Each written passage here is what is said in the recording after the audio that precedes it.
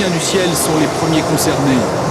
Aujourd'hui, c'est l'un d'eux, le capitaine Uwe Stahl, 17 000 heures de vol, qui rouvre le dossier. Le 4 janvier 88, le commande du vol Swissair 195 de C'est le copilote avec le nom Kriki Wittmer, il me dit « Regarde à gauche ». C'est à ce moment, je regarde à gauche et on vit quelque chose tomber dans l'air comme une étoile avec beaucoup de lumière. Et à ce moment, on regarde le 3, aussi le flight engineer, Peter Fischer, on regarde et c'est l'étoile, on croit que c'est une étoile mais c'est pas possible, c'est la vitesse, il descend doucement et à l'horizon il fait comme ça un peu à gauche et à droite, à gauche et à droite et l'exceptionnel, à ce moment, ça monte encore à la même position. Et toute l'histoire, c'est plus que 30 secondes. Est-ce que dans d'autres vols, vous aviez vu des choses semblables? Non, rien du tout. J'ai vu beaucoup de fois des étoiles tombent et c'est quelque chose de différent. C'est seulement une petite lumière qui tombe et après c'est fini. Donc pour vous, qu'est-ce que c'était finalement? Pour moi, c'est un objet spécial et c'est quelque chose de différent.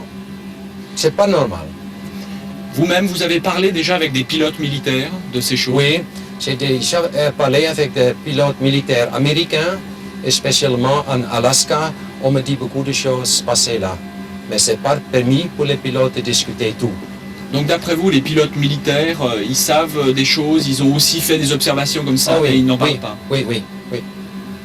Et ça, vous êtes sûr de ces témoignages? C'est crédible selon vous? Oh oui, oui, c'est ça. Les questions, tout le monde se les pose, nous inclus, mais je crois qu'on n'a vraiment aucune réponse concrète à donner.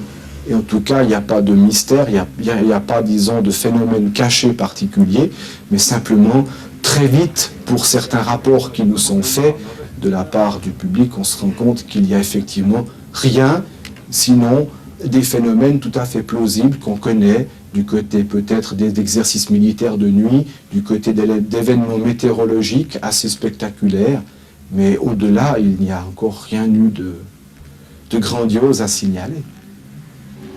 J'étais sur des C10 par exemple, 7 ans dans les tropiques. J'ai vu toutes sortes d'orages, j'ai vu des tirs militaires, j'ai vu des avions militaires qui ont tombé des parachutes avec des flashs. Jamais quelque chose comme ça, jamais. Je peux pas dire qu'est-ce que c'était. Cette question, le capitaine Schmidt se la pose depuis le 17 avril 77. À bord du vol Bâle-Amsterdam, il est ébloui par un flash au-dessus de Luxembourg. Sur les radars de Maastricht, aux Pays-Bas, on a aussi détecté quelque chose. On était à 9300 mètres. Maastricht nous a demandé à regarder pendant 1 heure. C'est à droite. Il a dit qu'il voit quelque chose sur son écran dans une distance de 15 nautiques. C'est environ 30 km. Quelques secondes plus tard, j'ai vu là sur l'écran à une distance d'environ 15 nautiques, 30 km, avec une élévation de 3 degrés, 2 échos. J'ai dit à Maastricht, et Maastricht a raconté qu'il voit maintenant aussi 2 échos.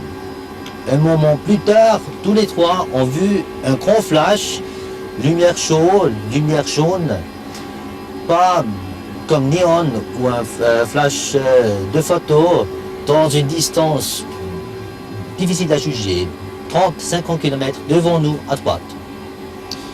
Ensuite, Maastricht nous a raconté que cet objet est parti en direction nord, est revenu avec une vitesse 4 à 5000 km à l'heure, très vite. Il a finalement se stabilisé à 3 nautiques à droite, 45 degrés, selon Maastricht toujours, à 3 nautiques, c'est 5 km seulement. Entre-temps, nous avons pris les écouteurs comme ça, nous avons regardé à droite, un moment plus tard, un flash immense devant nous. J'ai jamais vu une lumière comme ça, très vite, très grande. Dans l'écouteur, on n'avait pas de statique, rien du tout. Maastricht nous a dit que cet objet part maintenant derrière nous et pour les prochaines minutes, il est parti en direction sud très très vite. À l'époque, il disait aussi avec une vitesse d'environ 4 à 5 fois la vitesse du son, J'ai vu un rapport maintenant de cette contrôleur qui a dit que c'était probablement le double. Ça veut dire 10 000 à 12 000 km à l'heure environ. Cet objet est parti direction sud, revenu, parti de nouveau. En anglais, il a dit « It's like joking with you ». Ça veut dire en jouer avec vous. Exactement, ouais. そして今年は UFO が Toujours chez les pilotes, on nous a communiqué ce document de Nippon TV qui rapporte qu'un Boeing 747 de la Japan Airlines a été poursuivi par un ovni au-dessus de l'Alaska le 17 novembre 86. Selon le capitaine Teraoshi, la poursuite a duré 50 minutes. Avec l'équipage, Nippon TV a monté une simulation. これがですね、そのシミュレーションなんですけどね、 Paris Tokyo ちょうど気象席から見るとこういう風に見えるんじゃないかなという Le pilote voit tout à coup で de 5時 lumière 10分 orange. ですね、左前方に小さな光が2つ見えたと La tour de いうのでですね、 contrôle こ d'Anchorage の寺内 n'a 機 rien 長 à が signaler. 早速そのアンカレッジ空港に一応聞いてみたんですね。ええただわからないと。とね、 D'un coup, その les 左 lumières 側 se にあ sont った rapprochées. 光がですね、瞬間的にパッと目の前に移動したっていうんですね。でその目の前に来てみたのを見るとですね、こう正方形をしていて、両側にたくさんの噴射口みたいなものがあって、そこから光を吹き出していた。